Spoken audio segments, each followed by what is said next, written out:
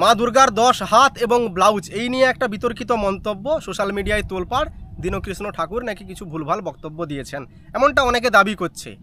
সেটা আপনাদের শোনাবো, দীনকৃষ্ণ ঠাকুরের বক্তব্যটা আপনাদের শোনাবো। তার আগে আপনারা এটা শুনুন। বলো না ভালা, যদি দুর্গার 10টা হাত থাকে, সরস্বতীর 4টা হাত থাকে, ব্রহ্মার যদি 4টা মুড় থাকে, পঞ্চাননের 5টা নাকি মাথা থাকে, একটাও নাই আজকাল জন্মিত, কবও নাই, কোথাও নাই জন্মি পৃথিবীটাই। মিছা বটে না? নয় বটে না? হাই হাই, দুর্গার যদি 10টা হাত থাকে, হ্যাঁ গো, ও চিত হয়ে ঘুমাইতে সবসময়, ও তাহলে কখনো করট হইতো নাই। বলো, সেই দুর্গার 10টা হাত নিয়ে আবার কোন মানে কি বলবো সেলাই করে, এটা কোথাকার ছিল? ওর ব্লাউজ গুলোকে সেলাই করে, গোটাটাই মিছা, গোটাটাই ভাঁড়। আর সেইটাই আমরা জানিকে। এবার আপনারা দেখুন দীনকৃষ্ণ ঠাকুর ঠিক কি বলেছেন। কিছুদিন আগে, এটা আমার কথা নয়, আমাদের অজিত মাহাতোর কথা।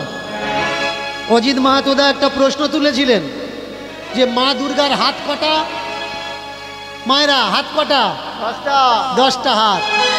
তাহলে মা দুর্গার যদি 10টা হাত হয়, আমাদের ঘরের মা বোনেদের 2টো করে হাত। ব্লাউজের হাতা কটা হয়? 2টো হাতা হয়।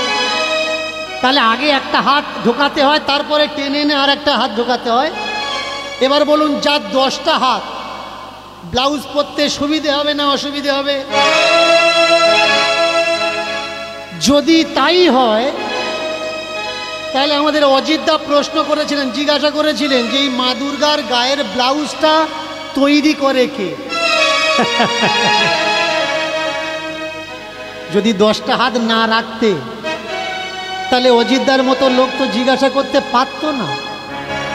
2টো হাত হতো, অসুবিধা ছিল না। এবার বোঝা গেল আসল সমস্যাটা কোথায়। দীনকৃষ্ণ ঠাকুর কিন্তু মা দুর্গাকে অপমান করে কোনো কথা বলেননি।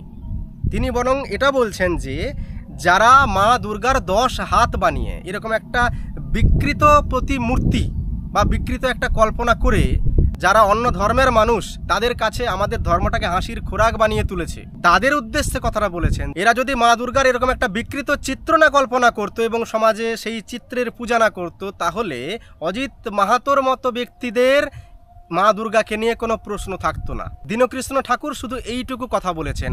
আর যারা দীনকৃষ্ণ ঠাকুরের তীব্র বিরোধী, যারা সহ্য করতে পারে না, কারণ দীনকৃষ্ণ ঠাকুর তাদের হাটে হাঁড়ি ভেঙে দিচ্ছে, তাদের ভণ্ডামিগুলো তুলে ধরছে, তারা এই বিষয়টাকে অন্যভাবে প্রেজেন্ট করে দীনকৃষ্ণ ঠাকুরকে ভিলেন বানাতে চাইছে।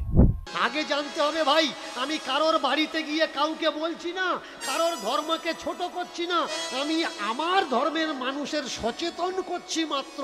এরা জানে না ভাবাবেগের আঘাত নিয়ে কোর্টে গেলে আরো বড় আঘাত পেয়ে চলে আসা লাগবে।